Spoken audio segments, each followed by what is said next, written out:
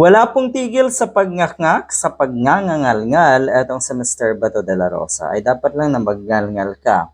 Patuloy kang magngalngal dahil yan na lang po ang pwede niyong gawing ingay. Yung pag-criticize, yung pagngakngak, yung pagdepensa kay Sara Duterte.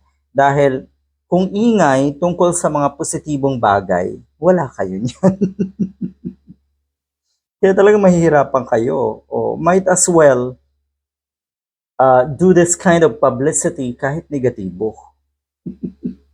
Di ba? Bato, AKAP dapat DSWD lang daw. Walang politikong kasama sa pamamahagi ng AKAP. Hindi ko masyadong kabisado itong mga ganitong paayuda. Maraming ganyan dito sa amin. Oo, pero ang pagkakaalam ko talaga, DSWD nga. Siguro hindi rin may iwasan na naandyan yung mga politiko or boss, halimbawa, nung DSWD head. Halimbawa, di ba?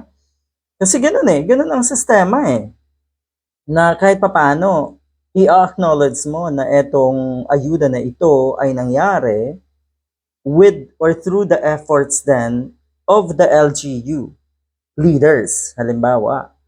O etong si Bato, nagngangak-ngak, pero nung mga panahon, nakabalandra yung kanyang pangalan, nakabalandra yung kanyang tarpaulin sa tuwing merong ipamimigay na akap or mga ayuda.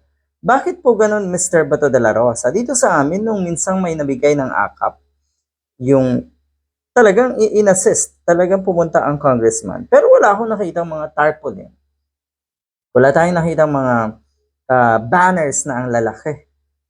At naandun yung pagmumukha nung politiko, nung congressman. Kasi dito, abay, pumunta yung congressman, at kinamusta ang mayor, ang leader ng LGU dito sa amin, at hindi talaga siya ang nag-distribute. Umalis din agad. Oh, you see? Parang tinignan lang kung gaano kaayos yung pamimigay ng ayuda or pamumudmud niya ng ayuda na yon. Anyway, so ganyan po ba, Mr. Bato? Pag ibang tao na ang gumagawa, yung tipong hindi niyo natanggap, kayo rin po, ganyan ang trabaho at gawain ng mga ilang buwan. Oh, ngayon lang kasi, kuno, wala na kayo kasing mahita ng mga positibong bagay na pwede niyong gawin. Parang ginagawa niyo ngayon na advocacy yung mga bagay na noon naman ay gawain niyo.